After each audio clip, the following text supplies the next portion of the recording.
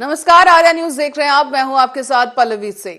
आज bureau report में बात करेंगे जजों की नियुक्ति से जुड़े इस विवाद के बारे में।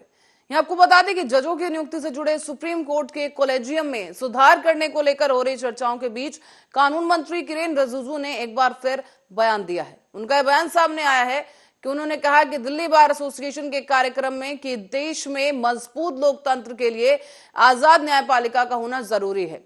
जजों को एक बार पद पर आने के बाद किसी चुनाव या सार्वजनिक तौर पर जांच का जो सामना है वो नहीं करना पड़ता, यानी कि उन्हें आम जनता नहीं चुनती है। यही वजह है कि जनता आपको बदल भी नहीं सकती, लेकिन इसका यह मतलब नहीं है कि जनता आपको देख नहीं रही है।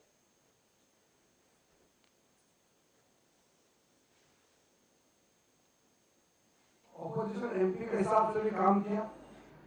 जब मैं ऑपोजिशन एमपी के रूप में पार्लियामेंट में काम करते थे तो उस समय तो सोशल मीडिया तो था नहीं, इतना डिबेट डिस्कशन का कोई मौका नहीं था। सिर्फ चुने हुए कुछ जो बहुत ही गिने चुने लोग होते हैं, चर्चित चेहरे होते हैं, वही टेलीविजन डिबेट में हिस्सा लेते थे, वही टेलीविजन में हिस्सा लेते थे और न्यूज़पेपर में भी उन्हीं का नाम छापते थे। आम आदमी का आवाज था नहीं। आम आदमी अगर बोलना चाहे तो भी नहीं बोल सकते हैं।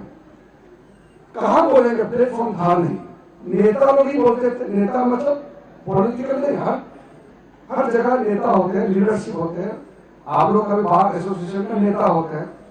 तो इस तरीके से हमने खुद जो देखा है as a opposition MP, public कहां सवाल करने का मौका मिलता था सरकार को। आज तो हर एक इंडिविजुअल, हर एक नागरिक सरकार को सवाल पूछता है और सवाल पूछना भी चाहिए। सरकार को जो चुने हुए सरकार है उनको सवाल नहीं करेंगे तो फिर सवाल किससे करेंगे? तो सरकार को लगातार अटैक होता है, क्वेश्चन करते हैं। हम उससे पीछे हटते नहीं, हम फेस करते हैं इस चीज को। हम लोग तो चुने हुए लोग हैं। मैंने कई बार सुप्रीम कोर्ट के हमारे चीफ जस्टिस, सुप्रीम कोर्ट के जजेस, हाई कोर्ट के जजेस के साथ में कई बैठक हुए, कई कार्यक्रम में साथ बैठे।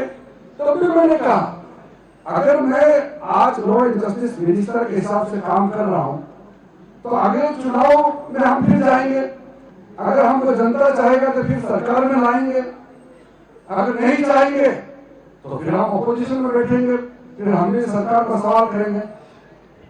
लेकिन जज तो एक बार जज बन गई तो उनको तो चुनाव का सामना तो करना नहीं है। जजों का तो ऐसा है कि उसको पब्लिक स्क्रूटनी भी नहीं कर सकते हैं। और इसलिए मैंने कहा कि जितने जो जजेस होते हैं, आप जनता आपको नहीं चुनते हैं, इसलिए जनता आपको बदल नहीं सकते हैं, लेकिन आपको जनता देख रहा है। आपका जो जजमेंट है, जजों का काम करने का जो तरीका है, किस तरीके से आप न्याय देते हैं, लोग देख रहे हैं और लोग देख करके असेसमेंट भी करते हैं, ओपिनियन भी बनाते हैं। सोशल मीडिया के युग में कोई किसी को आप छुपा नहीं सकते हैं। जब चीफ जस्टिस ऑफ इंडिया ने मुझे रिक्वेस्ट किया कि कुछ कदम उठाना चाहिए, सोशल मीडिया में जजेस को जो अटैक होते हैं, गालियां देती हैं, उसको कंट्रोल करने के लिए क्या तरीका है?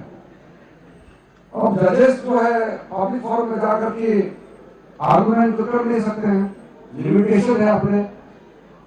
तो सरकार को रिक्वेस्ट किया कि कुछ ऐसा ठोस कदम उठाइए जो जजेस के ऊपर में अगर कोई सोशल मीडिया या किसी भी प्लेटफॉर्म में इंसल्ट करते हैं या कुछ गलत तरीके से बयानबाजी करते हैं तो उसको कुछ कंट्रोल करने का मैकेनिज्म ढूंढना चाहिए। तो और इस खबर पर चर्चा के लिए हमारे साथ जुड़ेंगे प्रमोद कुमार अधिवक्ता जो हैं, उनके साथ हम बात करेंगे कि वो आखिर क्या सोचते हैं इस पूरी प्रक्रिया को लेकर।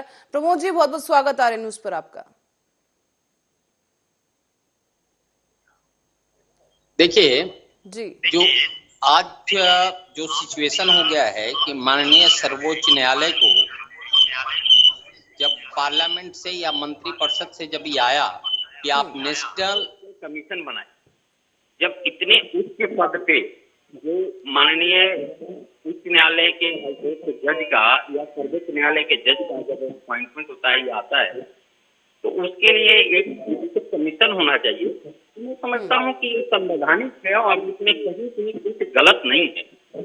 आप एक कॉलेजियम सिस्टम बनाते हैं जिसका कोई रूल रेगुलेशन नहीं है, कोई सिलेक्शन का प्रक्रिया नहीं है, किसी तरह का कोई आर्टिफिशियल इंफॉर्मेशन आप नहीं देते हैं, तो इसका मतलब ये लोकतंत्र का माहौल है।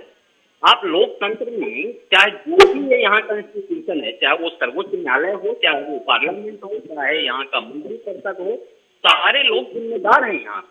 ये देखिए राजतंत्र नहीं, तो मैं समझता हूँ कि इसमें किसी तरह का कोई नुकसान नहीं है, बल्कि और पारदर्शिता है। इससे सर्वोच्च न्यायालय या न्यायालय के प्रति यहाँ लोगों का विश्वास और बढ़ेगा। लेकिन आप इसको नेशनल जुडिशियल कमीशन ना बना बनाते हैं और वहाँ पे अपने मनमाने ढंग से जिसको चाहते हैं उसको पूर्ण करते हैं, परिवारवाद उसमें होता है। मैं पूछता हूँ कि क्या जजेस क्या जो एक्सपर्ट है वही केवल सफिशिएंट है जज के लिए? ये गलत चीज है। आप इसका एक पैटर्न बनाइए, इसका एक जो मापदंड होना चाहिए। यहाँ की जो काबिल लोग हैं जो देश का न्यायिक सेवा में सेवा कर सकते हैं और उचित ढंग से जो है यहाँ का न्याय दे सकते हैं। क्योंकि देखिए आफ्टर ऑल जजेस जो है वो परमेश्वर भगवान के बराबर में होंगे, उनके पास तो शुद्धता होनी चाहिए। अब शुरू में ही यदि बायस होकर के या फिर उनका चयन आप जातिगत पारिवारिक ढंग से इस तरह से आप करेंगे, तो मैं समझता हूँ कि निश्चित रूप से उससे विद्वेष होगा, उसमें गलतियां होगी, उसमें खामियां होगी और लोगों का विश्वास उस पर नहीं होगा। तो मैं नहीं समझता हूँ किसी भी तरह से कॉलेजियम सिस्टम जो अभी वर्तमान का है, जिस सर्वोच्च न्यायालय उसका निर्धारित किया हुआ है, वो कहीं से भी सही नहीं है। पर प्रमोद जी, किरण रिजिजू का ये कहना है कि जजों की नियुक्ति प्रक्रिया पर सरकार और नगर जो न्यायपालिका है उसके बीच जो मतभेद है उसे बढ़ा चढ़ाकर बताया जा रहा है। एग्जैक्टली, मैं नहीं समझता हूँ कि किसी भी तरह से किरण रिजिजू का वक्तव्य जो है किसी एंगल से गलत। यदि वो कह रहे हैं कि न्यायपालिका को भी एक जवाबदेह होना चाहिए, इसमें क्या गलती है? क्या आपको जनता के प्रति जो भारत के नागरिक हैं उनके प्रति न्यायपालिका को जवाबदेह नहीं होनी चाहिए? मैं पूछता हूँ जो अभी सौरभ कृपाल साहब का जो नाम चयन किए हैं दिल्ली हाई कोर्ट के जजेस के, वो माननीय हुए, उनपे रॉ का जो है आया हुआ है क्लियर ओपिनियन कि इनमें बहुत सारी खामियां हैं, इसमें दूसरे देश हुआ हुआ है, हमारा देश संगठन नहीं सकता है, इसमें क्या कमी है? और उनसे बहुत ऐसे जो एडवोकेट हैं जो कि काफी योग्य हैं, ऐसा क्या उनकी खासियत है कि जो बाकी जो योग्य जो एडवोकेट हैं जो दिल्ली हाई कोर्ट के जज के मतलब लायक हैं, उसको आप दरकिनार कर करके एक दागदार टाइप का या जिसके एक प्रश्नवाचक यहाँ का भारत का बड़े बड़े इंस्टीट्यूशन लगाए हुए है, उसको आप जबरदस्ती कहते हैं कि नहीं कि आपको इसको चेंज करना होगा। तो ये एक तरह से मनमानी है। मेरली केवल क्योंकि उनके फादर भी जो है इंडिया से। देखिए आप परिवार बंद कीजिए, ऊपर में आप जब सर्वोच्च न्यायालय में या सर्वोच्च पे बैठे हुए तो वहाँ पे तो और आपका जो है शुद्ध होना चाहिए, स्पष्ट होना चाहिए, बिल्कुल जो है ट्रांसपेरेंट होना चाहिए, जिससे कि लोगों पर आप पर श्रद्धा और विश्वास दोनों आपको वाकई में उनको भगवान की तरह माने। लेकिन यदि आपसे एक सवाल उठेगा, क्योंकि आज एक सोशल मीडिया बहुत जागरूक हो गया जी, तो ये गलत फहमी में मत रहिए कि यहाँ के इच्छुक नागरिक बहुत जागरूक हो गया है। आप यदि किसी तरह का कोई काम करते हैं तो उसको जो है इसका इंफॉर्मेशन जो पढ़े लिखे हुए नागरिक उनको सबसे पहले जाता है और उनके मन में कहीं न कहीं इस चीज का एक दुर्भाव होगा कि जब हम कॉम्पिटेंट हैं, क्यों मैं मानता हूँ कि मैं कॉम्पिटेंट हूँ, हमारे पास योग्यता है और भी जो इसका जो पैराफर्नेलिया है हमारे, और हमसे यदि कोई इंटीरियर आदमी उस जगह पे या उससे ऊंचे स्थान पे आ जाता है तो निश्चित रूप से उसकी प्रतिभा को आप कुचल रहे हैं। आप देखिए उसको आप जीते जी मार रहे हैं। इस तरह का पर प्रमोद जी, एक जो न्यायपालिका का पूरा जो स्ट्रक्चर रहा है, जिस तरह की जो प्रोसेस रही है कॉलेजियम को लेकर चलती आ रही है, अचानक से उसमें सुधार की क्या जरूरत पड़ गई? आपका क्या मानना है कि अचानक से ये मांग उठी है, जो पत्र फिर सीजीआई को भेजा गया किरण रिजिजू के द्वारा, और अब ये जो पूरा विवाद खड़ा हुआ है, अचानक इसकी क्या जरूरत पड़ गई कि न्यायपालिका में सुधार लाने की इस तरह से जरूरत है? नहीं देखिए, ये अचानक नहीं है जी। इसके पहले जो है इसमें पार्लियामेंट में पास हुआ है कि आपको क्या दिक्कत है नेशनल जुडिशरी कमीशन बनाते। आप जो जजेज का है, देखिए मजिस्ट्रेट के लिए या सेशन जज के लिए तो आप इंस्ट्रक्शन देते हैं, उसमें आपका योग्यता प्रतिभा सारी चीजें आपको देखा जाता है, कर लेते हैं। और जब हाईकोर्ट की जज की बारी आती है या उच्च न्यायालय की जज की बारी आती है तो आप उसमें किसी तरह का कोई योग्यता नहीं देखते हैं, कोई मापदंड नहीं देखते हैं। और अपने जो है एक जो आपका कॉलेजियम सिस्टम बना हुआ है जो 5 जजेज का है, वो आप परिवारवाद कर करके आपस में मिल करके किसी तरह का कोई व्यवस्था ना बना करके आप उसको चयन कर देते हैं बिना किसी का जो है इंफॉर्मेशन लिए हुए या किसी का और जो है कंपटीशन में लाए हुए आप पीक एंड चूज पॉलिसी करते हैं। और सिर्फ इससे जाहिर हुआ है, अभी आप पिछले यदि देखेंगे 40-50 सालों में, तो आप केवल परिवारवाद का यहाँ पे हुआ है। तो मैं एक सर्वोच्च न्यायालय के जो इतने बड़े जजेज जो है इतने योग्य होते हैं, काफी जो है काबिल होते हैं, क्या वो उसको उचित मानेंगे कि आप परिवार का जो है इसको बढ़ावा दीजिएगा? आप एक बायस हो गया और प्रतिभा को कुचलिएगा। तो मैं समझता हूँ कि कहीं से भी ये सर्वथा उसके नहीं है। आप एक मापदंड बनाइए। जब हर के देखिए नियम कानून नियम से जब चलता है, तो यदि जुडिशियल सिस्टम को बनाए रखने के लिए यदि नियम का आपका डिमांड आ रहा है तो इसमें कहाँ त्रुटि हो रहा है? आप यदि खुद उस नियम को पालन नहीं करेंगे, आप कहेंगे कि हम सबसे बिल्कुल अलग हैं, हम सर्वोच्च हैं, हमारे लिए कोई नियम कानून नहीं होता है, तो मैं समझता हूँ कि पहले उच्च कोटि से ही नियम का पालन होना चाहिए, सुधा के नीचे वाले लोग जो है उसको स्वतः उसके संज्ञान में लें और उसको माने। यदि तो प्रमोद जी, क्या इसे एक डोमिनेंस के तौर पर देखा जा सकता है क्या? क्योंकि बीजेपी पार्टी जिस तरीके से अभी तक राजनीतिक करियर रहा है, जिस तरीके से बार बार चुनाव भी जीती है, और अभी जो नया फैसला लिया गया है तो न्यायपालिका पर भी कहीं ना कहीं बीजेपी पार्टी के तौर पर हस्तक्षेप करना चाह रही है। एग्जैक्टली, देखिए एक तरह से आप कह सकते हैं कि ये तो डोमिनेंट ही हुआ ना। आप जो है 5 मिल करके पूरे न्यायपालिका को घुमा रहे हैं जी। आप अपना जो है मनमानी कर रहे हैं, ये कहाँ तक सर्वथा उचित है? आप सर्वे करवा लीजिए पूरे हिंदुस्तान की जुडिशरी में और देखिएगा कि आज जुडिशरी का हालत है बहुत ही बदस्तूर है। आज लोगों को सचमुच में न्याय नहीं मिल रहा है। इसका कहीं न कहीं ये जो सिस्टम है, ये जो मनमानी है, ये जो डोमिनेशन है, ये कहीं न कहीं है जिम्मेदार है।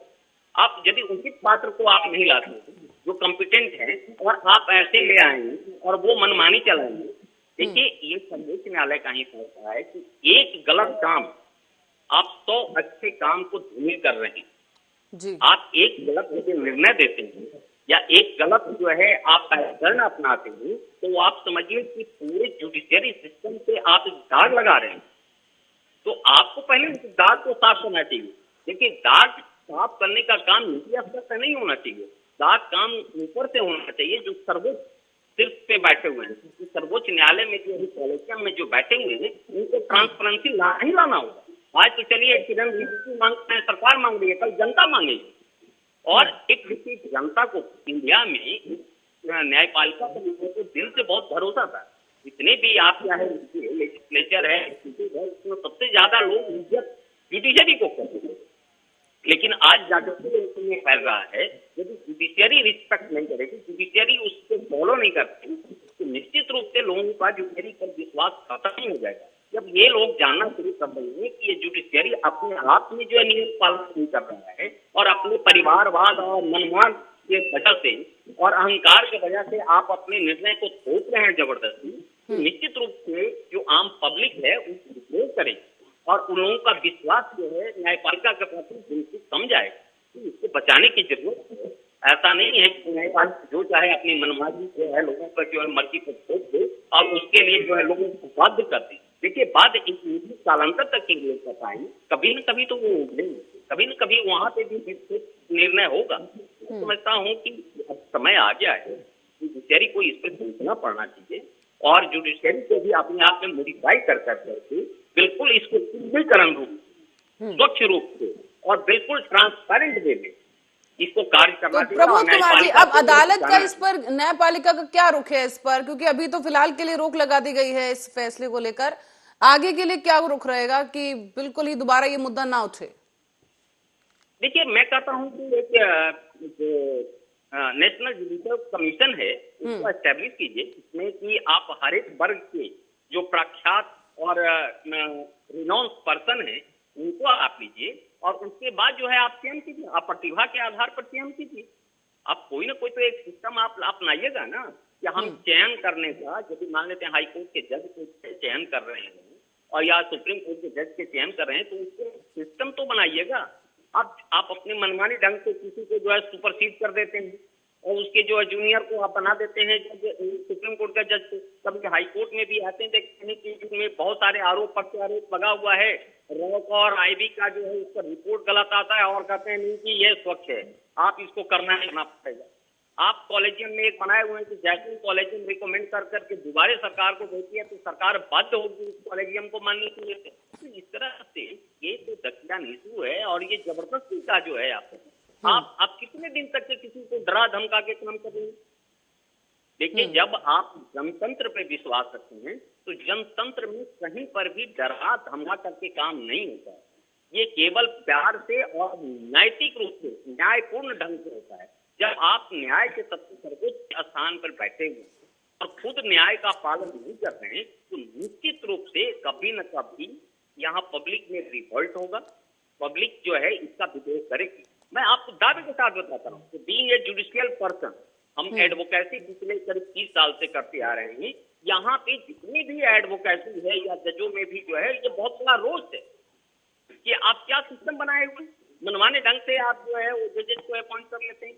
पर प्रमोद जी, गौर करने वाली बात एक और ये भी है कि जो हमारा जुडिशियल सिस्टम है कहीं ना कहीं स्लो हो गया है, क्योंकि कितने सारे केसेस पेंडिंग है और कई जजों की भी बल्कि कमी है।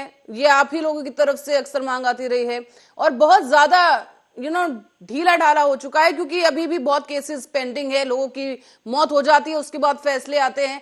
तो क्या लगता है सरकार का अगर प्रतिनिधि कॉलेजियम में आ जाएगा तो कहीं ना कहीं ये जो प्रक्रिया है, जो केसेस पेंडिंग पड़े रहते हैं, उसमें थोड़ा तेजी आ पाएगी? बिल्कुल होनी चाहिए। आज देखिए करीब करीब जो है पूरे हिंदुस्तान में जो ट्रायल कोर्ट है उसमें 5 करोड़ मुकदमे लंबित है। देश के हाई कोर्ट में है तकरीबन जो है 50 लाख से ऊपर का जो है मुकदमे लंबित है। सुप्रीम कोर्ट के अंदर में जो है हजारों लाखों की संख्या में जो है मुकदमे लंबित है। तो इन मुकदमों को कहीं न कहीं आपको तीनों मिलकर करके जो इंस्टीट्यूशन में हमारे असम में बने हैं और खास करके जो लेजिस्लेचर एंड जुडिशियरी है, इनको मिल करके काम कर करके इस लंबित मुकदमा को हटा दीजिए। अदरवाइज एक तरफ तो आप कहते हैं justice is delayed is denied, दूसरी तरफ लोगों को डिले मिल रहा है तो आप डिनाई तो कर रहे हैं ना, उस पर आप पहल क्यों नहीं कर रहे हैं? उस पर आप क्यों नहीं एक नीति संगत जो है आप एक नीति बनाते हैं कि इसको किस तरह से जो है इस लंबित मुकदमा को हम खत्म करें। यदि लोगों को आज न्याय नहीं मिल रहा है, 50 साल पे 70 साल पे 80 साल पे लोगों को मिलता है, आज उसके यदि दादे ने लिटिगेशन किया है और उसको जो है पोते को मिल रहा है या उसको 3 जनरेशन बाद मिल रहा है, तो ऐसे न्याय क्या फायदा है? उसे तो न्याय नहीं मिला ना। तो कुल मिलाकर के नीचे की जो पहलू है, जो छोटी छोटी जो पहलू है, आदमी को सर्वोच्च न्यायालय को इस पर विचार करना चाहिए, क्योंकि आप लॉ मेकर हैं, आप लॉ को इम्प्लीमेंट करा रहे हैं। तो आप इनकी बजाय ना पढ़ के आप परिवारवाद में पड़े हुए, आप छोटे छोटे इशू पे पड़े हुए हैं। आप अपनी दिल को, आप हृदय को आप विस्तार कीजिए ना, आप अपना फैलाइए और बताइए कि देखो जुडिशरी सबके लिए बराबर है। ये योग्यता के आधार पर है। यदि आप योग्य हैं, आप कॉम्पिटेंट हैं, आप में जो है इस तरह का मापदंड है जज बनने का, तो एक गरीब आदमी भी बन सकता है, एक नीच आदमी भी बन सकता है, जो एससी एसटी या लोग जो हैं वो भी बन सकते हैं यदि उसमें। पर प्रमोद जी, जो आप योग्यता की यहाँ पर बात कर रहे हैं, क्या आपको लगता है सरकार का जो प्रतिनिधि अगर कॉलेजियम में आता तो क्या अयोग्य होगा वो? उसके लिए भी तो योग्यता का कोई पैरामीटर सेट होगा ही। बिल्कुल बिल्कुल, इसका आयोग होना चाहिए, इसका बता रहे हैं, इसको होनी चाहिए और उनको करना चाहिए और इसमें सारे लोगों को मौका देना चाहिए। मैं तो ये कहता हूं कि जजेस के लिए एक ही योग्यता है और वो है आप कॉम्पिटेंट हैं कि नहीं। आप सबसे यदि आप देखिए, यदि योग्य हैं, आपके पास क्वालिफिकेशन है, आप में जुडिशरी सिस्टम को जो है एग्जीक्यूट करने का पावर है, एक शुद्ध रूप से आप जजेस दे सकते हैं, ऑर्डर दे सकते हैं। मैं समझता हूं कि उसका एक मापदंड होना चाहिए और उनको मौका देना चाहिए। इस तरह का कोई कमिटी बना सकता है। अभी तक ये देखा गया है कि आजादी के बाद से, खास करके जो है 90 के बाद से, कि आप परिवारवाद इसमें पूरा किए हुए हैं। किसी तरह का कोई जो है मापदंड नहीं है, केवल एक ही मापदंड है कि यदि जज के आप बेटा हैं तो आप जज बन जाइए, चाहे वो कॉम्पिटेंट हो या ना हो। मैं तो ये ज्वलंत उदाहरण दे रहा हूँ, आप देख लीजिए कि सौरभ कृपाल पे जो एलिगेशन लगाया हुआ है, मैं कह रहा हूँ इनसे अभी पूरे हिंदुस्तान में हजारों एडवोकेट योग्य हैं, वो ज्यादा योग्यता अच्छे रखते हैं, और आप जबरदस्ती किए हुए हैं कि नहीं आप उन्हीं को जज बनाइए। तो मैं ये कहीं सर्वथा जो है ये उनकी नहीं है, ये एक तरह से माननीय सर्वोच्च न्यायालय का जिद है, और अपनी जिद और जबरदस्ती को जो है जनता पे आप थोप नहीं सकते हैं। मैं सलाम कर रहा हूँ कम से कम सरकार को, और खास करके हमारे कानून मंत्री हैं जो पहले हुए हैं आजादी के बाद से, कि कम से कम इसका विरोध तो कर रहे हैं, कम से कम जनता की आवाज को तो जो है पब्लिक के सामने रख रहे हैं। तो मैं समझता हूँ ये बिल्कुल सही कदम है और कहीं से भी गलत नहीं। जी, पर प्रमोद जी, रिजिजू के सुप्रीम कोर्ट को, सीजेआई को जो पत्र लिखा गया है उसके कारण वो विपक्षियों का निशाने पर भी पहुंच चुके हैं। विपक्षियों के मुताबिक उनके पत्र में कथित तौर पर कॉलेजों में सरकार का प्रतिनिधि रखने की जो मांग की गई है उसे गलत ठहराया जा रहा है। तो यहाँ पर एक सियासी मुद्दा ये पूरा बन चुका है। सही कदम लेंगे, सही कदम करेंगे तो उसमें तो आएगा, ऐसा नहीं है कि वो नहीं आएगा उसमें जी। तो सही कदम यदि विपक्ष भी निशाने पर कर रहा है तो कम से कम पब्लिक तो दिख रही है ना, पब्लिक इस चीज को समझ रही है कि आप जो है यहाँ के जनता पर जबरदस्ती थोप रहे हैं और सरकार अपना उत्तरदायित्व उत्पन्न कर रही है। तो मैं नहीं समझता हूँ कहीं से भी ये गलत है, ये तो पब्लिक तो देखेगी ना। आपके जो विपक्ष के पार्टी क्या कह रहे हैं, विपक्ष पार्टी तो सरकार ये सही कदम को भी उसमें कमियां निकालेंगे, बहुत तरह की बातें करेंगे। ये अल्टीमेटली यहाँ से जनता फैसला करेगी कि कौन सही है कौन गलत। मैं कहता हूँ कि आप पूरे केवल जुडिशरी में सर्वे करवा लीजिए और आप देखिए पूरे हिंदुस्तान के अंदर में यहाँ 99% लोग कहेंगे कि जो कॉलेजियम सिस्टम है वो गलत है, और सिर्फ कॉलेजियम सिस्टम में परिवारवाद बढ़ावा हुआ है, इसमें जुडिशियल जो सिस्टम है उसको बहुत ज्यादा हरास हुआ है। मैं कहता हूँ किसी भी इंस्टीट्यूशन में, क्या सुप्रीम कोर्ट कहेगी कि बाकी इंस्टीट्यूशन में केवल परिवारवाद हो? तो आप अपने पहले परिवारवाद को क्यों रखेंगे? क्यों नहीं है आप उसको जो है तिलांजलि देते हैं? आप उसके ऊपर उठिए, आप अपने दिल को जो है बड़ा कीजिए और ये कहिए कि कॉलेजियम सिस्टम परिवारवाद नहीं होगा बल्कि योग्यतावाद होगा। इससे लोगों का आस्था जुडिशरी के प्रति बढ़ेगी, कमेगी नहीं। आप भी तो जनता के प्रति उत्तरदायित्व रहिए ना। आप क्यों डिक्टेटरशिप दिखाएंगे भाई? यदि लोकसभा, राज्यसभा, विधायिका या जो भी है जनता के प्रति उत्तरदायित्व है, तो आपको क्या सुर्ख का पर लगा हुआ है क्या सर्वोच्च न्यायालय में कि आप जो है बिल्कुल जो है डिक्टेटरशिप आप निकालेंगे?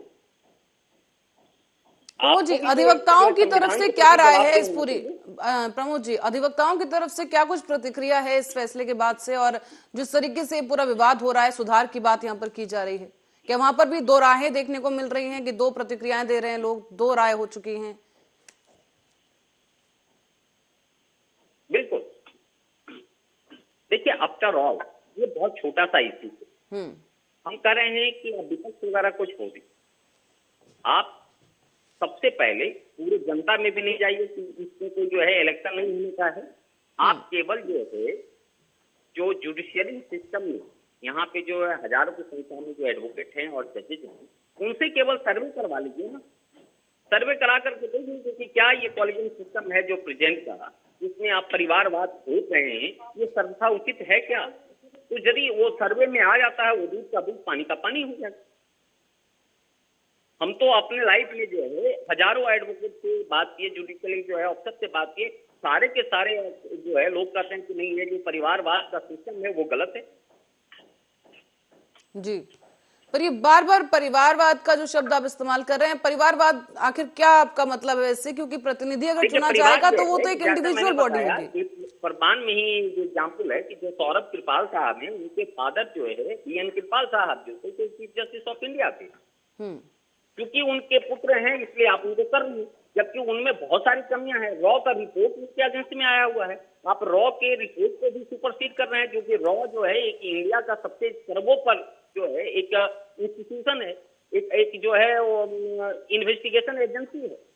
जो देती है, तो आप हर चीज को आईबी के रिपोर्ट को आप कैंसिल कर दीजिएगा धत्ता बना करके और जितने भी जजेज हैं जो सुप्रीम कोर्ट के जजेज हैं या हाई कोर्ट के जजेज हैं, उनके बेटे को, उनके भतीजे को, उनके परिवार को ही केवल आप जजेज बनाएंगे हाई कोर्ट के अंदर में, तो ये तो परिवारवाद, यही तो परिवारवाद है ना जी। आप उसको योग्यता क्यों नहीं करते? आप यदि लोअर जुडिशियरी में योग्यता रखे हुए हैं, कॉम्पिटिटिव एग्जाम रखे हुए हैं, तो आप यदि इसमें भी कॉम्पिटिटिव एग्जाम क्यों नहीं रखें? या कम से कम योग्यता तो आप देखेंगे ना, जिस आधार पर आप इनको कैंसिल कर दिए, इनको जो है योग्य आप नहीं समझते हैं हाई कोर्ट का जज में, और एक इन्फीरियर को आप योग्य समझते हैं, तो कम से कम आप आरटीआई में से इन्फॉर्म तो कीजिएगा कि हाँ हम इनको क्यों चेंज किए। आप किसी तरह का इंफॉर्मेशन भी नहीं देते हैं। आप ये बताने की कोशिश करते हैं कि जो हम फैसला कर दिया वो सर्वोच्च हो गया और इस पर कोई भी सवाल कोई नहीं करेगा। यदि सवाल करेगा तो उस पर हम कंटेम्प्ट ऑफ कोर्ट लगाएंगे। तो आप इस निरी जनता को कितनी दिन तक उसके मन भावना को दबा देंगे? और ये किसी का आवाज को दबाना, जब फ्रीडम ऑफ स्पीच है कि अपनी जो विचार है उसको अभिव्यक्त आप कर सकते हैं, आप उसको जबरदस्ती क्यों रोक रहे हैं? आप जो है खुद जो एक संविधान प्रदत्त जो अधिकार दिया हुआ है उसी को आप कुचल रहे हैं। इसका मतलब है कि एक तरह से संविधान का या जो अधिकार है उस मूल बात बनाकर कि जिससे लोगों को अपेक्षा होता है कि उससे न्याय मिलेगा, आप न्याय के बदलने के बजाय आप उसको खुद कुचल रहे हैं। तो मैं समझता हूँ ये सर्वथा अनुचित है और यही परिवारवाद है जिसका कि विरोध होने चाहिए और जनता धीरे धीरे इसकी आवाज लगा रही है। तो आज के डेट में मैं सैल्यूट करता हूँ किरण रिजिजू साहब का कि वो कानून मंत्री होकर के इस बात को, जनता की आवाज को कम से कम बोलने की हिम्मत रखते हैं। अदरवाइज इससे पहले तक ये देखा गया था कि जितने भी कानून मंत्रालय हैं या यहाँ की जनता है वो केवल जो है माननीय सर्वोच्च न्यायालय के सामने वो केवल पूछ हिलाते थे। कम से कम इन्होंने अपना जिगरा दिखाया, इन्होंने अपनी हिम्मत दिखाया, इन्होंने अपनी जिगरा का परिचय दिए। तो मैं ऐसे लोगों को सैल्यूट कर रहा हूँ कि जो जनता की आवाज को जनता के सामने रखें और सच्चाई से अवगत कराएं। जी प्रमोद जी, बहुत बहुत धन्यवाद आपका हमारे साथ जुड़ने के लिए। Thank you. दर्शकों को मैं बता दूं कि एक बार फिर से ये जो मुद्दा है काफी ज्यादा गर्मा गया है। न्यायपालिका और सरकार के बीच की जो खाई है और गहरी होती नजर आ रही है यहाँ पर, क्योंकि जिस तरीके से किरण रिजिजू ने जो यहाँ पर मांग उठाई है, कोर्ट, सरकार और जो अधिवक्ता हैं उनके बीच में अब विवाद अब और गर्मा गया। हालांकि फिलहाल के लिए फैसले पर रोक लगा दी गई है कि न्यायपालिका में जो नियुक्ति प्रक्रिया है उसमें सुधार की जरूरत को लेकर जो ये पत्र लिखा गया था। अब आगे बढ़ेंगे, अगली खबर की ओर चलेंगे। बता दें आपको कि शिवपाल यादव ने स्वामी प्रसाद मौर्य की रामचरितमानस पर विवादित टिप्पणी से पार्टी को अलग कर लिया है। शिवपाल यादव का कहना है कि स्वामी प्रसाद मौर्य ने जो बयान दिया है वो उनका व्यक्तिगत बयान है। समाजवादी पार्टी में और समाजवादी पार्टी का इस बयान को लेकर कोई लेना देना नहीं है। इस बयान में उनका कोई भूमिका नहीं है। हम भगवान श्री राम और श्री कृष्ण के आदर्शों पर चलने वाले हैं, उनका बयान पार्टी का बयान नहीं है। आगे शिवपाल ने कहा कि जब उनसे पूछा गया कि रघुकुल रीत सदा चली आई, प्राण जाए पर वचन न जाए, क्या भारतीय जनता पार्टी अपने वचनों पर चल रही है? भगवान कभी झूठ नहीं बोलते हैं, ये तो भगवान राम को ही बेच रहे हैं। प्रसाद मौर्य ने एक बयान दिया रामचरितमानस को लेकर कि इसे बैन हो जाना चाहिए, क्या लगता है आपको इसका क्या प्रभाव और क्यों दिया गया? देखिए, वो उनका व्यक्तिगत बयान है, पार्टी का बयान नहीं है। और हम लोग तो भगवान राम के आदर्शों पर चलने वाले लोग हैं, भगवान कृष्ण के आदर्शों पर चलने वाले लोग हैं। तो उनके बयान पार्टी का बयान नहीं है। तो इस बयान से नुकसान भी तो पार्टी का बहुत ज्यादा होता है। लगातार विपक्ष भी सवाल उठा रहा है। तो पार्टी का बयान थोड़े हैं। हम कह रहे हैं कि भगवान राम और कृष्ण के आदर्शों पर हम चलने वाले लोग हैं और चल रहे हैं। और हमने उसमें न वहाँ कहा था, रघुकुल रीत सदा चली आई, वचन जाए पर वचन न जाए। क्या भारतीय जनता पार्टी के लोग चल रहे हैं भगवान राम के आदर्शों पर? भगवान कभी झूठ नहीं बोलते। ये तो भगवान राम कोई बेच रहे हैं। हम लोग भगवान राम के आदर्शों पर चलने वाले लोग हैं, भगवान कृष्ण के आदर्शों पर चलने वाले लोग हैं। उनका बयान पार्टी का बयान नहीं है। जिस तरह से स्वामी प्रसाद मौर्य ने एक बयान दिया रामचरितमानस को लेकर कि इसे बैन हो जाना चाहिए, क्या लगता है आपको इसका क्या प्रभाव और क्यों दिया गया? देखिए, वो उनका व्यक्तिगत बयान है, पार्टी का बयान नहीं है। और हम लोग तो भगवान राम के आदर्शों पर चलने वाले लोग हैं, भगवान कृष्ण के आदर्शों पर चलने वाले लोग हैं, तो उनके बयान पार्टी का बयान नहीं है। तो इस बयान से नुकसान भी तो पार्टी का बहुत ज्यादा होता है, जैसे लगातार विपक्ष भी सवाल उठा रहा है। तो पार्टी का बयान थोड़े हैं, हम कह रहे हैं कि भगवान राम और कृष्ण के आदर्शों पर हम चलने वाले लोग हैं और चल रहे हैं। केशव प्रसाद और हमने उसने न वहाँ कहा था, रघुकुल रीत सदा चली आई, वचन जाए पर वचन न जाए। क्या भारतीय जनता पार्टी के लोग चल रहे हैं भगवान राम के आदर्शों पर? भगवान कभी झूठ नहीं बोलते, ये तो भगवान राम कोई बेच रहे हैं। हम लोग भगवान राम के आदर्शों पर चलने वाले लोग हैं, भगवान कृष्ण के आदर्शों पर चलने वाले लोग हैं। उनका बयान पार्टी का बयान नहीं है। देखिए, मुझे ऐसे नेताओं के बयान पर हंसी आती है। जब ये सत्ता में, बहुजन समाज पार्टी सत्ता में थी, तब ये मिनिस्टर थे, तो 4 बार सत्ता में रहने के बाद ये बात याद नहीं आई कि हम उस चौपाई, उस दोहे को वहां से निकलवा दें जब पावर हाथ में था। सत्ता बेदखल हुए और सत्ता के लोलुप्त फिर भगवान राम की शरण में चले गए और भगवान राम की शरण में जाकर 5 साल फिर मलाई काटे और मलाई काटने के बाद अब जब सत्ता से बेदखल हुए हैं तब उनको रामचरितमानस की चौपाई याद आ रही है। ये पिछड़ों के साथ, दलितों के साथ, अल्पसंख्यकों के साथ दुर्भाग्यपूर्ण है कि जिन पे पिछड़ा, दलित, अल्पसंख्यक विश्वास करता है, वो समाज के नेता सत्ता में रहते हैं, तब उनको ये सब चीजें याद नहीं आती हैं। सत्ता से बेदखल होने के बाद इनको याद आती है। क्या लगता है जो बयान दिया उनकी पार्टी, समाजवादी पार्टी में, क्या पार्टी का बयान मानते हैं उनका या उनका व्यक्तिगत बयान?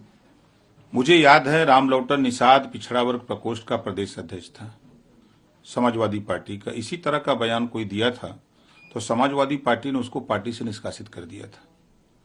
क्या समाजवादी पार्टी ऐसे बयान पर, समाजवादी पार्टी के नेता ने जो बयान दिया है, क्या समाजवादी पार्टी ऐसे नेता को रामलौटन निषाद जी के तर्ज पर, जब आपने रामलौटन निषाद जी को पार्टी से निष्कासित किया, तो क्या ऐसे बयान देने वाले को समाजवादी पार्टी निष्कासित करेगी? सवाल खड़ा होता है। लाखों करोड़ों लोगों की आस्था जुटी हुई है और आप इससे समाजवादी पार्टी का बड़े पैमाने पर नुकसान होगा। आने वाले दिनों में इसकी सजा समाजवादी पार्टी को मिलेगी। वो समाजवादी पार्टी के समाजवादी पार्टी के एमएलसी हैं, अभी कुछ ही दिन पहले चुने गए हैं, तो समाजवादी पार्टी के नेता हैं, समाजवादी पार्टी से चुनाव लड़े, तो निश्चित है कि उनके बयान को हम तो जब सुने तो मुझे आश्चर्य लगा कि जब आप सत्ता में रहे तो आप पिछड़े, दलित, अल्पसंख्यक के लिए जातिवार जनगणना याद नहीं आई, एक समान अनिवार्य फ्री शिक्षा याद नहीं आई, गरीबों का इलाज फ्री करने के लिए बात याद नहीं आई, आप घरेलू बिजली का बिल माफ करने की बात याद नहीं आई। तब आपने, बाबा साहब डॉक्टर अम्बेडकर ने जो समता, स्वतंत्रता, बंधुत्व और न्याय पर आधारित भारतीय संविधान लिखा है, तब उस समय आपको भारतीय संविधान याद नहीं आया जब सत्ता में आप रहते हो। तो ये मूल समस्या, बेरोजगारी जो बड़े पैमाने पर बढ़ती जा रही है, ये बेरोजगारी कैसे कम हो, इस पे बहस करने के लिए इन लोगों के पास, पिछड़ों के नेताओं के पास समय नहीं है। महंगाई पे बहस करने के लिए पिछड़े समाज के नेताओं के पास समय नहीं है। जो पिछड़ों के, दलितों के, अल्पसंख्यक के, चाहे वो असिस्टेंट प्रोफेसर की भर्ती का मामला हो, चाहे शिक्षक भर्ती का मामला हो, पिछड़ों के साथ उनका हक लूटा जा रहा है, इस पे बोलने के लिए समय नहीं है, लेकिन फिजूल के बयान चर्चा में बने रहने के लिए ये इस तरह के बयान देते हैं लोग। समाजवादी पार्टी के नेता स्वामी प्रसाद मौर्य आज रामचरितमानस के बारे में क्या बोल रहे हैं ये सब जान रहे हैं। मर्यादा पुरुषोत्तम राम के बारे में उन्होंने क्या टिप्पणी की ये भी सब जानते हैं। स्वामी प्रसाद मौर्य कह रहे हैं कि इसको बैन कर देना चाहिए और उसको बैन कर देना चाहिए और ये हटा देना चाहिए। बिहार के चंद्रशेखर यादव जो मंत्री हैं सरकार में, उन्होंने क्या टिप्पणी की रामचरितमानस पर ये भी सब जानते हैं। कल तक के जो लोग कुरान करीम पर और हमारे पैगंबर पे और कुरान शरीफ की आयतों पे टिप्पणी कर रहे थे, वो बहुत खुश हो रहे थे सुनने वाले। मैं उस वक्त भी उन लोगों के खिलाफ था और मैं कहता था धर्मों पे टिप्पणी नहीं होना चाहिए। अब वो कहाँ घुस गए सब जो कल तक के कुरान के बारे में टिप्पणियां कर रहे थे कि ये बदल दो वो बदल दो। और दूसरी बात, मैं उन तमाम विश्व हिंदू परिषद, हिंदू महासभा, बजरंग दल, दुर्गा वाहिनी, हिंदू युवा वाहिनी, तमाम लोग, आरएसएस, बीजेपी, इन सब के नेताओं से पूछ रहा हूं कि स्वामी प्रसाद मौर्य ने तो इतनी बड़ी बात कह दी मर्यादा पुरुषोत्तम राम के बारे में, आपके भगवान, और कल तक के वो मुसलमान, बेगुनाह मुसलमान, बेकसूर मुसलमानों को आप लोग रास्ते में रोक के उनसे जय श्री राम के नारे लगवाते कि लगाओ नारे। अभी मुरादाबाद के एक व्यापारी जनाब आजिम साहब को ट्रेन में उनको कपड़े उतार कर मारा गया और उनसे जय श्री राम के नारे लगवाए गए। अब मैं इन सबसे पूछ रहा हूं, ये जो कट्टरपंथी लोग हैं, ये जो मुसलमानों से नारे लगवाते फिर रहे थे, क्या ये स्वामी प्रसाद मौर्य से और चंद्रशेखर यादव से क्या जय श्री राम के नारे लगवाएंगे? है हिम्मत है आप लोगों में? कितने लोग हैं जो ये बात कहेंगे कि हां हम लगवाएंगे? स्वामी प्रसाद मौर्य साहब से कोई नारे लगवाने वाला है कि नहीं तुमने गलत बोला है, लगाओ नारे? मुसलमानों को तो आप थप्पड़ मार मार के नारे लगवा रहे हैं। अब बताइए, चंद्रशेखर यादव साहब से, स्वामी प्रसाद मौर्याओं से क्या नारे लगवाए जाएंगे? और दूसरा सवाल, क्या केशव प्रसाद मौर्य जो भारतीय जनता पार्टी में है, क्या वो भी स्वामी प्रसाद मौर्य के समर्थन में है? क्या उनका भी विचारधारा यही है जो स्वामी प्रसाद मौर्य की है?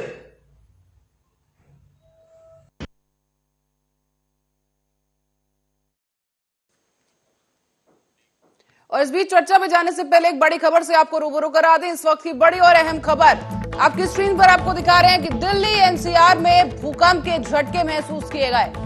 बड़ी जानकारी, इस वक्त दिल्ली से कुछ ही सेकंड तक दिल्ली एनसीआर की धरती हिल गई है। भूकंप के झटके महसूस किए गए, तेज झटकों से हिला दिल्ली एनसीआर। बड़ी जानकारी इस वक्त निकलकर सामने आ रही है, जहां पर दिल्ली एनसीआर में भूकंप के झटके महसूस किए गए। 5.9 मापी गई है भूकंप की तीव्रता। और इसी के साथ ही दिल्ली एनसीआर में भूकंप के झटके महसूस किए गए हैं। धरती की कंपन से लोग इस वक्त घरों से बाहर निकल आए हैं। 5.9 मापी गई है इसकी तीव्रता और दिल्ली एनसीआर के कुछ हिस्सों में ये भूकंप के झटके महसूस किए गए।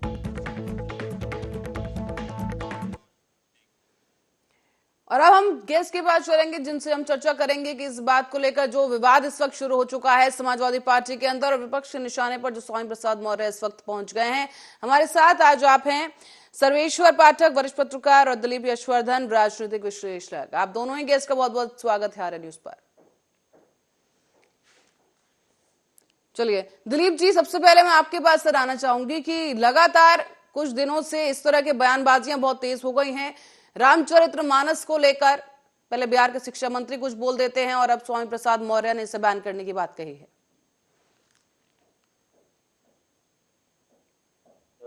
उत्तर प्रदेश, बिहार या इस तरफ के जो प्रदेश है उनकी राजनीति में धर्म एक बड़ा अहम रोल प्ले करता है। और ये जो स्वामी प्रसाद मौर्य का बयान पूर्णतः राजनीति से प्रेरित है, इसका धर्म से कहीं कोई लेना देना नहीं है। लेकिन जिस पंक्ति के ऊपर टिप्पणी की है, ढोल गमार को तुम्हारे कतर ताड़ना के अधिकारी, और ताड़ना शब्द को उन्होंने प्रताड़ना से जोड़ दिया, यानी कि परेशान करने से जोड़ दिया है, जबकि इसका मतलब है शिक्षा। ये सारे वर्ग जो है वो शिक्षा के अधिकारी होते हैं। और यहाँ एक बहुत पॉजिटिव मीनिंग है इस चौपाई का, जिसको स्वामी प्रसाद मौर्य ने जाति से जोड़ करके नेगेटिविटी फैलाने की कोशिश करी। पर दिलीप जी, कारण क्या लग रहा है कि हिंदू ग्रंथों को एक बार फिर से राजनीति का यहाँ पर विषय बनाया जा रहा है? इससे पहले भी कई बार इस तरह की बातें सामने आ चुकी हैं और अब बहुत तेजी के साथ, एक मामला भी ठंडा भी नहीं हुआ बिहार में कि स्वामी प्रसाद मौर्य ने बयान दे दिया है कि इस किताब को बैन कर देना चाहिए। इस जो पंक्तियां यहाँ पर लिखी हैं वर्ग और वर्ण के आधार पर जिसमें भेदभाव हो रहा है, और उन्होंने ये तक कह दिया कि संतों को जो है ये जो पंक्तियां हैं हमला करने के लिए आमंत्रित कर रही हैं। पल्लवी जी, पहली बात तो राजनीति में एक नेगेटिव पब्लिसिटी होती है, नेगेटिव पब्लिसिटी स्टंट कहलाता है। ये वही नेगेटिव पब्लिसिटी स्टंट है जो स्वामी प्रसाद मौर्य के द्वारा लिया गया है। लेकिन भारतीय जनता पार्टी छोड़ने के बाद, चुनाव हार जाने के बाद कहीं चर्चा में नहीं थे, और नेताओं को चर्चा में बने रहने की आदत होती है, और ऐसा कोई वो काम नहीं कर रहा है जिस वजह से उनकी मीडिया में चर्चा हो या जनता उनके बारे में आपस में सोचे। वही कारण हो सकते हैं, जब आप कुछ बहुत अच्छा करते हैं तब आपकी चर्चा होती है, या जब आप कुछ बहुत बुरा कर देते हैं या कह देते हैं तो आपकी चर्चा होती है। तो अच्छा करने के लिए स्वामी प्रसाद मौर्य के पास कुछ था नहीं, बुरा करने के लिए नहीं था, लेकिन कहने के लिए था। तो उन्हें पता है कि उत्तर प्रदेश में राम और रामचरितमानस को लेकर के लोगों की सेंसिटिविटी बहुत ज्यादा है। दूसरा, यहाँ पर धर्म को लेकर के बड़ा मिसकंसेप्शन है। जब भी आपने कहा कि वर्ण और जाति, ये जो वर्ण व्यवस्था है हमारे अध्यात्म में, जो ब्राह्मण, क्षत्रिय, शूद्र और वैश्य, ये 4 वर्ण बनाए गए हैं, ये जातिगत आधार पर नहीं बनाए गए, इनका कर्मगत आधार है। और गीता में ये स्पष्ट लिखा हुआ है, जाति का आधार किसी धर्म ग्रंथ में नहीं है। ना तो ये बहुत सारे पंडितों को मालूम है और ना बहुत सारे लोगों को मालूम है। वो सिर्फ जाति से जोड़ करके उन्हें लगता है कि जिसके नाम जाके मिश्रा, शुक्ला ये लगा है, ये ब्राह्मण करेगा। ब्राह्मण का मतलब जो पांडित्य का काम करेगा, जो समाज को दिशा निर्देश देने का काम करेगा, वो ब्राह्मण कहलाएगा। जो समाज की रक्षा करने का काम करेगा, वो क्षत्रिय कहलाएगा। जो व्यापार और इकोनॉमी को संभालने का काम करेगा, वो वैश्य कहलाएगा। और जो बाकी सब सफाई का काम करेगा, उसको शूद्र कहा जाएगा। यहाँ जाति से कोई मतलब नहीं है। और जाति धर्म में भी, किसी भी आध्यात्मिक पुस्तक में, किसी भी धर्म ग्रंथ में जातिगत व्यवस्था नहीं है। ये सिर्फ समाज को बांटने के लिए, राजनीति को आगे करने के लिए, धर्म को बरकरार के लिए ये सारी चीजें करी गई हैं। और इसी का आधार लेकर के लोग इस बात को आगे, इसका जो दुष्प्रचार है वो करते रहते हैं। चलिए ठीक है दिलीप जी, मैं लौटूंगी आपके पास। सर्वेश्वर जी के पास चलते हैं। सर्वेश्वर जी, आपकी क्या कुछ राय है सर कि फिर से हिंदू ग्रंथों को लेकर क्या ये राजनीति चमकाने की कोशिश की जा रही है, राजनीति में बने रहने के लिए किया जा रहा है? बहुत सारे नेवले, सांप, बिच्छू कह लीजिए बाहर निकल आए हैं, गटर के मेढक की तरह टट्टर कर रहे हैं। भारत में एक पॉलिटिकल पार्टी होती थी, उसने राम जी को काल्पनिक बताया था हमारे देश के सर्वोच्च कोर्ट में। अब वही लोग और उसके अनुयायी कह लीजिए, उसके शुभ चिंतक कह लीजिए, हमारे पवित्र ग्रंथ रामचरितमानस पे उठा रहे हैं। उनके खानदान में या आने वाली जो उनकी नस्लें होंगी, उनमें कोई भी ऐसा व्यक्ति नहीं है जो रामचरितमानस की व्याख्या कर पाए या उसका जो रियल मीनिंग है उसको समझ पाए। देखिए, धर्म की जहां पे है, कलयुग हो, सतयुग हो, हर समय धर्म को हानि झेलनी पड़ी है। सॉरी, कलयुग कहते हो, त्रेता युग हो, द्वापर हो, सतयुग हो, और ये तो कलयुग ही है। कलयुग में ऐसे जो रावण लोग आएंगे ही आएंगे, वो चोट करेंगे ही करेंगे, और वो अपने ही धर्म पे करेंगे, सनातन व्यवस्था पे ही करेंगे। पर सर्वेश्वर जी, क्या आपको लगता है यहाँ पर साधु संतों को आगे आना चाहिए और जिस पंक्ति को लेकर विवाद हो रहा है उसके संदर्भ को स्पष्ट करने की जरूरत है? देखिए, भारतवर्ष के जितने भी साधु संत जो धर्माधिकारी है और जो ये करते हैं, सत्संग करते हैं, और जितना भी वो यज्ञ करते हैं, सब अपने तरीके से इन जो चौपाई है, दोहा है, उसका रियल मतलब बताते हैं। अगर रामचरितमानस में ऐसा लिखा जाता, ऐसा होता, तो वाल्मीकि रामायण आप उठा लीजिए, रामचरित जी को तो दिखाया गया है। रामचरितमानस कहाँ से उद्धृत हुआ? वाल्मीकि रामायण से ही अवधी भाषा में गोस्वामी जी ने इसकी रचना की कि आम जनमानस तक ये पहुंचे। वाल्मीकि रामायण जो है वो संस्कृत भाषा में है, जो बहुत सारे जनमानस तक नहीं पहुंच सकती है। रामचरितमानस का जो लिखा गया, गोस्वामी जी ने जब लिखा उस समय क्या आप परिस्थिति देखिए, और उसकी जो मूल प्रति थी वो कहीं हो गई और उसके बाद ये क्षुद्र को शुद्र कर दिया गया, और ये जो व्यवस्था बनी या जो चौपाई है और इसका गलत मतलब निकाला जा रहा है। जितने भी धर्माधिकारी है आप उनके अगर उसमें जाके बैठिए और सुनिए तो उसका रियल मीनिंग वो बताते हैं, लेकिन ये जो भी कुकुरमुत्ते जो बोलते हैं इनको इसका एक अर्थ का मतलब नहीं पता। हिंदी क्या है, संस्कृत क्या है, अवधी भाषा क्या है, कुछ भी पता नहीं। बस वो अपनी राजनीति, और ये कौन बोल रहे हैं आप देखिए, ये सारे के सारे पॉलिटिकल नेता हैं। बिहार में एक जो शिक्षा मंत्री है अपने आप को कहता है, अपनी राजनीति चमकाने के लिए रामचरितमानस के दोहे को कह रहा है कि मनुस्मृति जलाओ, रामचरितमानस को जलाओ, और वो उस पार्टी का एक नेता नहीं, दो नेता बोल रहा है। अब उसी के देखा देखी इसमें सोचा इस नेवले ने कि अपनी भी राजनीति चमकाई जाए। सर्वेश्वर थोड़ा भाषा को नियंत्रित में रख के बात करें जी। जाके आप गूगल कर लीजिए, 2019 का चुनाव उठा के देख लिए, उन्होंने खुद अपने आप को नेवला बोला है, मैंने कोई नया नाम दिया है। उन्होंने कहा है कि मैं नेवला हूं, नेवला, और ये पब्लिक डोमेन व्यू में है। इसमें भाषा मेरी क्या हो गई? भाषा तो मेरी बहुत ही शुद्ध है, स्पष्ट है और स्वच्छ भाषा है, कुलीन भाषा है। जो आदमी प्रॉपर मीडिया के सामने अपने आप को कह रहा है मैं नेवला हूं, और वो ऐसा वक्तव्य हमारे पवित्र ग्रंथ, हमारे रामचरितमानस जी के बारे में बोल रहा है, रामायण जी के बारे में बोल रहा है, तो उसको उसी नाम से अगर मैं संबोधित कर रहा हूं तो इसमें भाषा की मर्यादा कहां से आ गई? चलिए ठीक है आप सर्वेश्वर खुद उठा जी, के फिर देख भी लीजिए ना 2019 का चुनाव का उसका जो भी मीडिया को वक्तव्य दिया है उसमें उन्होंने खुद ही बोला है कि मैं नेवला हूं। ठीक है सर्वेश्वर जी, उनके फिर भी द्वारा हम कई कोशिश बात को करेंगे मैं कि दोहरा रहा हूं। हम जी और आपके ऐसे शब्दों से दर्शक भी बचें, समझेंगे और देखेंगे। ठीक है, फिर भी कोशिश करेंगे ऐसे शब्दों से बचे। मैं दिलीप जी के पास जाना चाहूंगी। नेवला दिलीप जी, कोई- क्या आपको सुनिए, लगता सुनिए, है सुनिए। कि यहाँ पर नेवला नैरेटिव कोई- चेंज करने की कोशिश की जा रही है? ऐसा अनपार्लियामेंट्री लैंग्वेज नहीं है जिसका मैं यूज कर रहा हूँ, जानवर का नाम है। जी जी ठीक है सर्वेश्वर जी, जानवर लौटेंगे से आपके की है। पास। ठीक है, ठीक जी। दिलीप जी, आपका सवाल दोहराइए जी, क्या नैरेटिव चेंज करने की कोशिश की जा रही है? क्योंकि कुछ समय से ही जो है धार्मिक ग्रंथों को लेकर बहुत ज्यादा इस तरह की बयानबाजियां होती रही हैं और सामने आने लगी हैं, और अब एक पंक्ति को पकड़ के यहाँ पर बैठ गए हैं राजनेता और उन पर लगातार विवाद थमने का नाम नहीं ले रहा है। इसका कोई नैरेटिव चेंज करने की कोशिश नहीं है पल्लवी जी। मैंने भी आपसे कहा कि जो नेगेटिव पॉलिटिक्स होती है, पर दिलीप जी, कभी धर्म को लेकर, राम मंदिर को लेकर राजनीति शुरू हो जाती है, कभी रामचरितमानस को लेकर आज ये राजनीति शुरू हो रही है, तो क्या ये एक नई तरह की राजनीति है? क्या मुद्दे खत्म हो गए हैं विपक्ष के पास जो वो इस तरह की नई तरह की राजनीति को तरह? ये बहुत पुरानी राजनीति है। और राम जी रामचरितमानस या जो राम मंदिर है वो उत्तर प्रदेश की राजनीति का मुख्य केंद्र बना हुआ है पिछले कई दशकों से।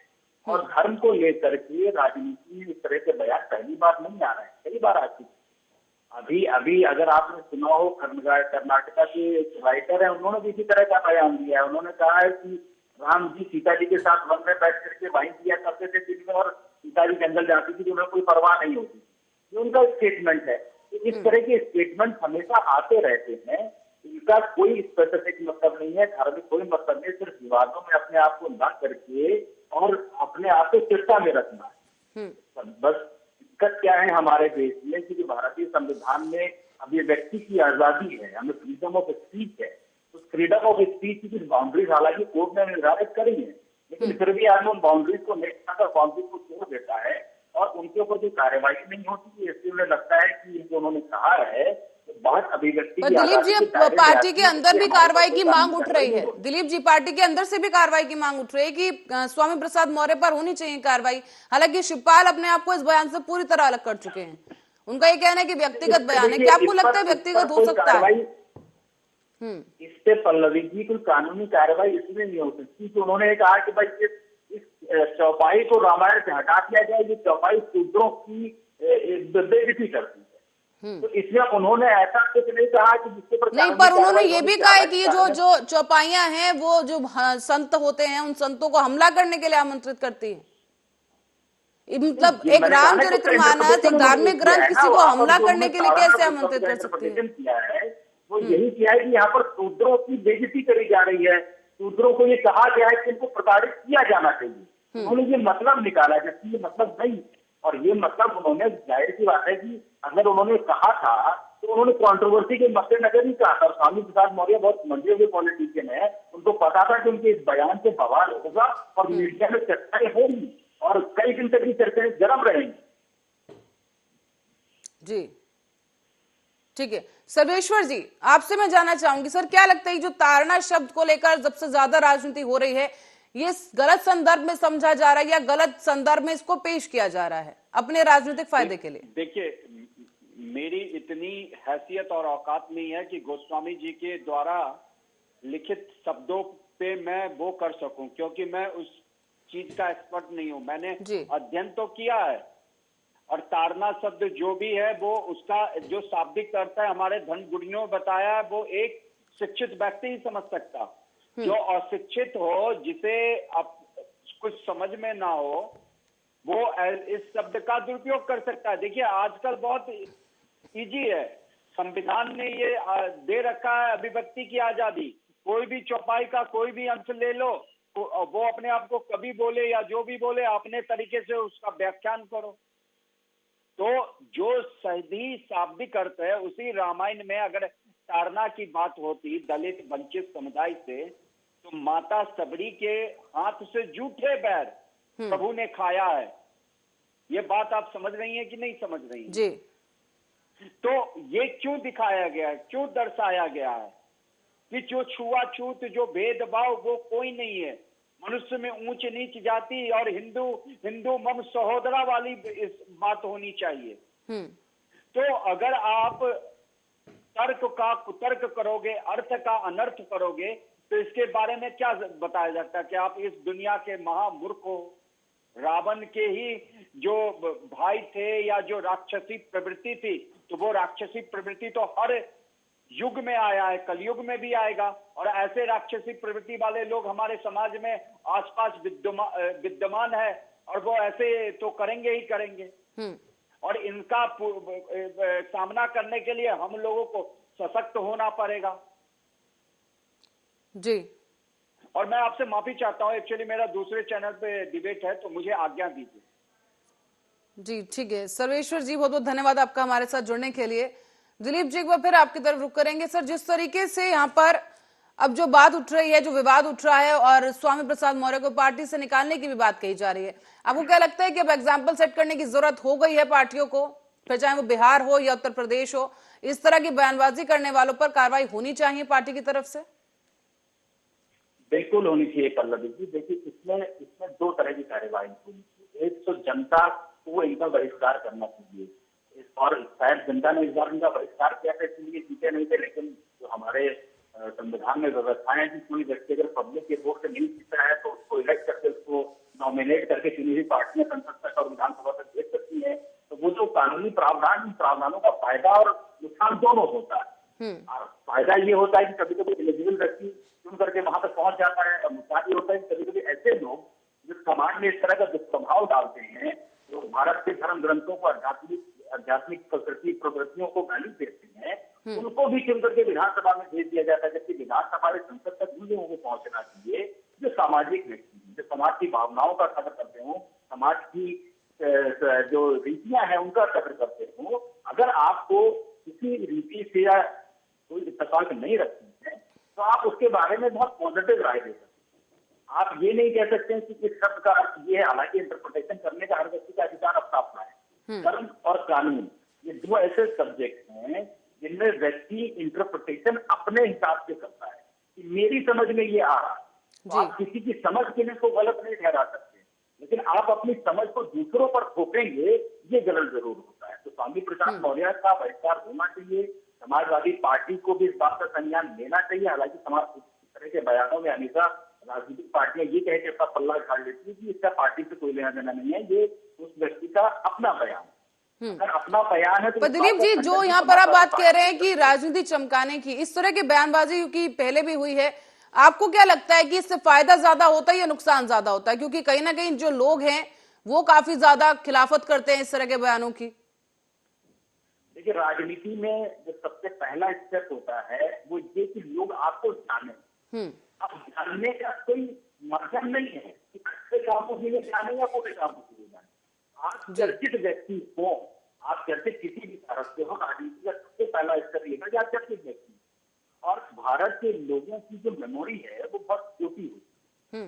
जैसे ही कोई कंट्रोवर्सी होती है तो हम सब उसके ऊपर अपना अपना राय देना शुरू कर देते हैं, लेकिन थोड़े दिन बाद हम भूल जाते हैं और फिर हम उसी व्यक्ति को ला करके वोट दे करके फिर उसी व्यक्ति को हम संवैधानिक पद पर बैठा देते हैं जिसने इस देशी कानून का उल्लंघन किया होता है। तो ये जनता की गलती है ना। ऐसे व्यक्ति को अगर जनता की गलती नहीं होती तो क्यों कोई माफिया तो कोई क्रिमिनल बैकग्राउंड का व्यक्ति जो है वो इस देशी कानून बनाने के अधिकृत किया जाता है जनता के द्वारा। तो जनता खुद ही ऐसे व्यक्ति को प्रमोट करती है। तो कारण यही है कि यहाँ शिक्षा का अभाव है, अशिक्षा ज्यादा है। शिक्षा का मतलब सिर्फ डिग्री की एजुकेशन से नहीं है। आप डिग्री वाइज भी कमजोर है, आप मॉरल वाइज भी कमजोर है और धर्म का भी आपको पूरा ज्ञान है और कानून का ज्ञान भी। चलिए ठीक है दिलीप जी, बहुत बहुत धन्यवाद आपका हमारे साथ जुड़ने के लिए। और दर्शकों को बता दें कि इस बयान को लेकर अभी सियासत जोरों पर है, लगातार विपक्षियों के निशाने पर भी हैं और खुद अखिलेश यादव से कई मंत्रियों ने बात की है। उनका यही कहना है कि इस पर कड़ी कार्रवाई सरकार की तरफ, जो पार्टी है उनकी तरफ से करनी चाहिए। हालांकि शिवपाल सिंह यादव ने खुद को और अपनी पार्टी को इस बयान से अलग कर लिया। उनका कहना है कि ये व्यक्तिगत बयान है जो स्वामी प्रसाद मौर्य ने दिया है। हालांकि इस पर अभी कोई भी पार्टी की तरफ से आधिकारिक ना तो कोई फैसला लिया गया है, ना इस तरफ से कोई बयान आया है। अब देखना यह होगा कि इस बयान को लेकर आगे क्या सियासत, क्या रुख लेगी। फिलहाल के लिए ब्यूरो रिपोर्ट में इतना ही। आप बने रहे हमारे साथ, देखते रहे आर्या न्यूज।